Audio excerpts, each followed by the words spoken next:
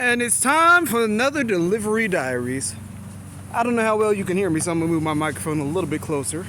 I am walking today. My legs are tired. I rode out to Richardson and back on Friday, did deliveries on Saturday. Sunday I was gonna ride out, but I had some family stuff to take care of.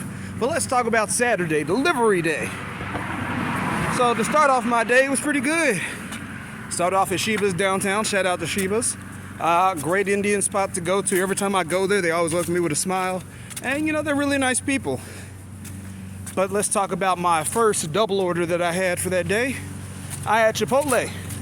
Went there, picked up the order. Well, after I picked it up, they asked me if I wanted to do a double. I said, great. Sent me the information to go to the delivery place. It was literally around the corner. Went there, got to the front door of the apartment building, and DoorDash decided, for I don't know what reason, to send me right back to Chipotle. So now I look like an idiot racing back and forth to the same location. I come back to the door and the manager is looking at me like I'm on drugs of some kind. I'm not. Just a little vexed that I have to do that. Get there, drop it off. She asked me, sir, can I see your ID? I tell her I don't have one. Well, do you have keys? I ride a bike. No, I don't have keys. I'll leave my bike down here though. How about that? Is that not collateral enough? Not even what's important. Went to the next location. Went to do my drop off.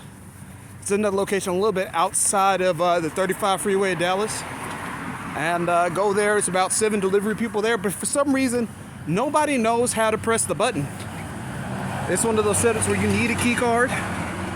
But since the the operator for the front desk presses the button, and when the light turns green, the key card scan, that's when you hit your location. So 6 people went in before me. After I get my okay, tell them who I'm there for, yada, yada, yada, go to the elevator, and everybody's just standing there. I see the light flash, press my button, and everybody's like, oh, I didn't know we did that. Press, press, press. Simple things. On my way back from that location, I had to go to a beautiful Italian spot downtown. It was very nice. And on my way there, I had to pass by, I forget the name of the location. It's another locally placed Italian restaurant. We have a couple of them downtown, and they're all very beautiful and class A. But I had to ride past a group of about 10 or so teenage young ladies. And I guess it was somebody's sweet 16 or somebody's birthday, because they were all dressed up and they had their little heels on and stuff, and they were just feeling themselves. You could tell it. And for some reason, as I rode by, they decided it was a good idea to talk to me, but they couldn't figure out who to talk to. So you know that awkward situation where you push your friends in front of you that said he's cute, so they're forced to talk to that person. As I rode by, one of them was pushed forward, and the only thing she could think to say to me was, hey, I ride bikes too. Now, I'm 32. She was obviously like 17, so that made me feel hella awkward. And I was like, yeah, that's good for you. I'm happy. Pedal, pedal, pedal, pedal. Pedal, get away. Pedal, pedal, pedal. Not finna go to jail. Pedal, pedal, pedal. I don't even know why you felt the need to do that. Pedal, pedal, pedal. After that, I went and got me a cappuccino. Now, I do drink coffee. However, I felt that night was a cappuccino night because I was, just going. Want that nice little shot of espresso with it. And I'm hoping I'm saying that right. If I'm not, somebody please correct me. I believe there's a shot of espresso in the cappuccino. But head off. Put my little cappuccino inside my drink holder that goes on my handlebar. Now, my handlebar is across. You haven't seen it yet. But there's a cup holder. If my bar is like this, it's right here on the side. And along my way to my next delivery location, the cops happen to be stopping some homeless people downtown for I don't know what reason. Because they have no money to pay for anything. But that's not my job to question that. I had to hop the curb to avoid the officers and homeless people they were arguing with. And once I hopped the curb, you can assume, as many of you can, my espresso decided to backsplash me. Luckily, I had on my waterproof pants, and that wasn't that big of a situation. But man, was it annoying. Landed on my phone, on my bag, on my pants, on my shoes. Now I'm sticky. That was annoying too. And after that, I had to go to a beautiful location downtown. You might not know where it is if you're not from here, but there's a location downtown. There's a billboard with a waterfall built into it. Behind that used to be an amazing steak restaurant from what I hear. Fortunately, I was too young to have seen it or eaten there to begin with. But I ended up going there, Now, last time I made a delivery at this location, I had to go up the hill, and it's a pretty decent sized hill. It's about 4 stories tall, just straight up, like you're seriously biking. You had to fight to get to it. And with that, made it up the hill to the very top. Went to go in through the front door, and I realized that's not their delivery location. Their office is at the bottom of the hill. Go down to the bottom, and that's perfectly fine. Go in, look through the window. The manager is there, fixing him a cup of coffee. Knock on the door. The manager looks at me, backs away slowly into the shadows with his cup of coffee. I'm assuming he decided that he just didn't want to deal with anybody today. And that's great in itself. I mean, I feel that way sometimes too, but he could have opened the door if he had wanted to. Luckily, somebody was coming outside of the building, held the door open for me as soon as they understood I was there for a delivery.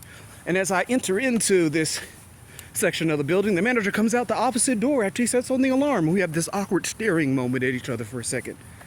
And instead of getting mad and cussing him out, I was just like, whatever. He was like, yeah, man, have a good night, and dashed throughout the door.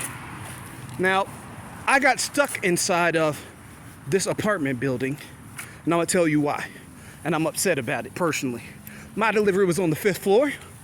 Went up to the 5th floor, dropped off the food as usual, on time, nice and hot, out of the bag, ready to go. Go back to the elevator, and once I get to the elevator, over the buttons for the calling of over the elevator call buttons, I should say, is a large piece of tape and a sticky note that reads, "These call buttons are out of order." Great. I tried anyways, press the button, hold the buttons down, the elevator passes by, and what's annoying about that is you can hear the elevator going by. But did not let that stop my grind. I am the Golden Gear Man. I can get past all this.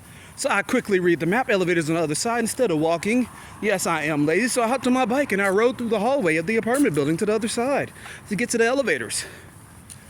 After I arrived there, I pressed all the buttons and quickly realized these are key card elevators, which means if I do not have the magnetized card for them, it won't let me go anywhere.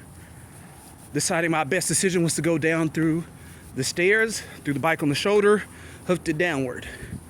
But as I descended, I quickly realized after the door closed behind me from entering into the stairwell that every floor has keycard entrance only.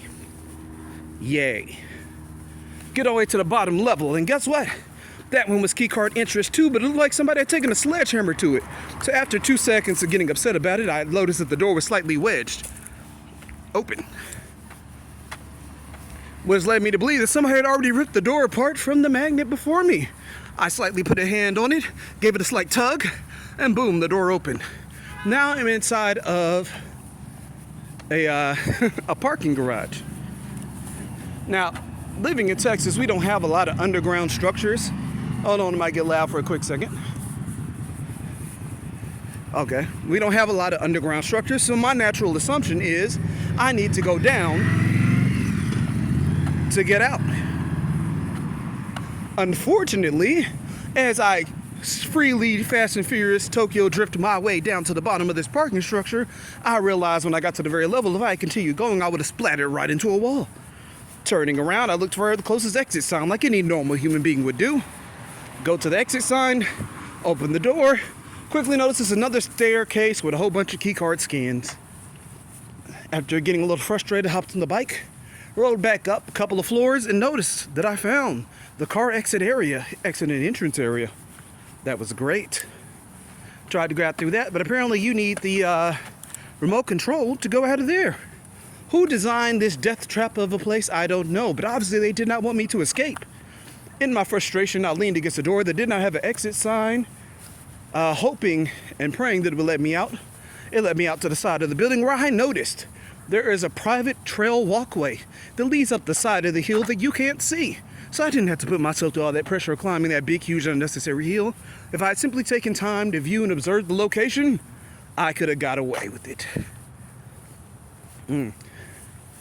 After exiting, had a pretty good time, did a couple more runs, and then I started to make my way home. Now, if you don't know, most of this past week it was raining out here in Dallas. So there were a couple scattered puddles here and there, but I didn't care. I had my Frogger waterproof pants on, my waterproof steel-toed shoes on, and everything was going good. Made it all the way back to my side of town, diligently, I might add, with a decent amount of speed. And as I got here, I happened to go through a puddle and my whole entire right shoe became soaked because water seeped into it from the top. That was not an enjoyable experience. As you know, getting cold and having wet feet leads to a little bit of pneumonia. Luckily, that wasn't my issue. But I'm hoping that this next coming up weekend, or possibly next day I go making deliveries, if it's possible to do it this week, given the schedule of me and my beloved family, will not be as hard. All in all, I made a decent profit. Within 4 hours, I easily made $85. So, if I get a chance to go out again, beautifully early in the day, do my thug thizzle and get it done, who knows? But that's for the next delivery diaries.